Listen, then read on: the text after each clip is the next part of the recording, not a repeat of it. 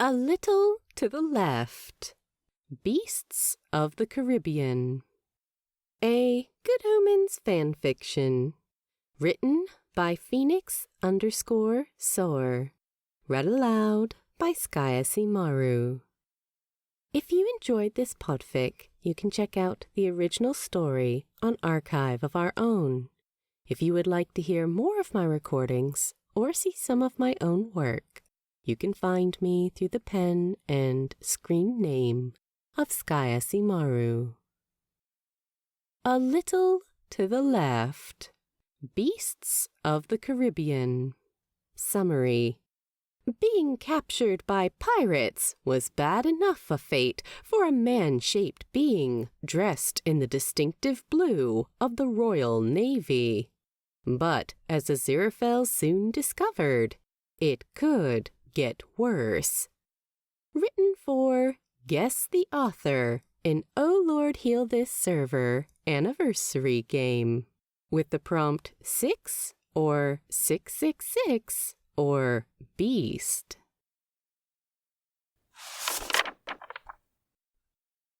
Being captured by pirates was a bad enough fate for a man-shaped being dressed in the distinctive blue of the Royal Navy.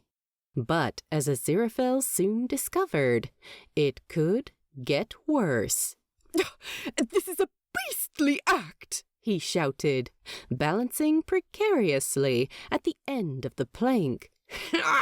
"That's the point, laddie!" the captain roared from among his cackling shipmates.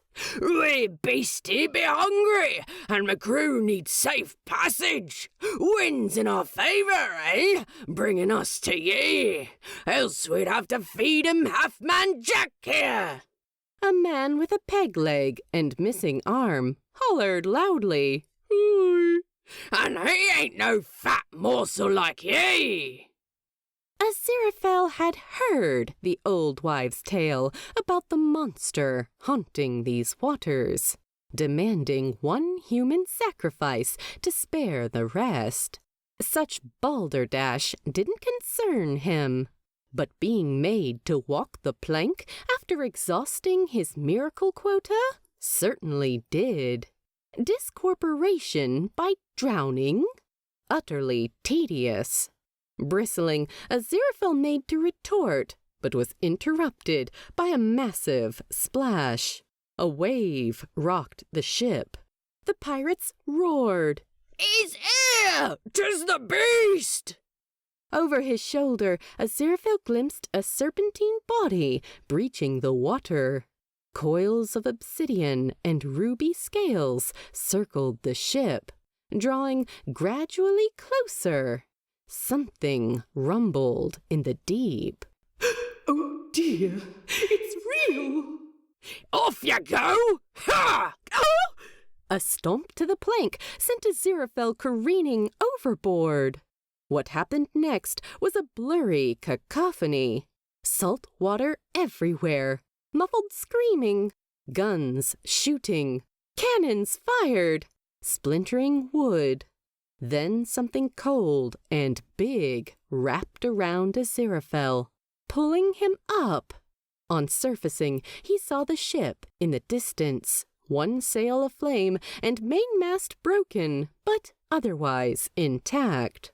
The monster must have accepted their sacrifice, he mused, only to realize, "Oh!" Aziraphale screamed, struggling in the hold. "Let me go!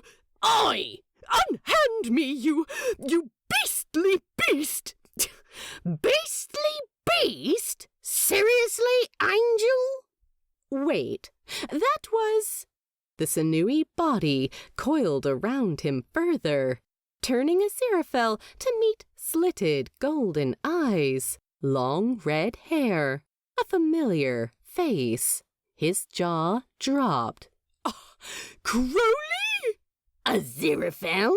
returned the demon wryly. "It's you!" "I'm me." "You saved me!" Tradition at this point, eh? Crowley rolled his eyes. Aziraphale gaped, struck by two things. The first was Crowley's human torso, morphing into the long, black and red tail wrapped around Aziraphale. And the second... Gosh, you're big! That's what she said. Crowley cackled. Come on, hardly limited by size, are we? Be big as a house, if we like. And he was. Goodness. So you're the beast demanding sacrifices from seafarers? Wasn't my idea, Crowley snapped, grimacing. I'm only supposed to stir up trouble up here. How'd I know it'd end up with humans chucked at my face? Dreadful, Aziraphale murmured, distracted by Crowley's bare chest as he floated on his back. I stopped counting after the 666th. Wiping that many memories? Bleeding pain in the arse. And the strength of his tail pinning down Aziraphale's limbs. I got a commendation, though. Something, number of the beast, blah, blah. And the glistening vent below Crowley's hips, hinting at the inhuman cock within. And considering Crowley's size right now, good Lord. You are a most willing sacrifice, though, aren't you? What? Aziraphale looked up quickly. Crowley shot him a leer. Liking what you see? Aziraphale blushed furiously at having been caught. The demon burst into laughter, looking entirely too pleased with himself. That settled it. And if I were... Were what? A most willing sacrifice. Crowley quieted down, eyes becoming dark and serious. Aziraphale didn't look away, swallowing with anticipation. The demon grinned. Well, then, I guess I couldn't turn down such a delicious sacrifice. You beast, Aziraphale murmured, hiding a smile as Crowley reached for him.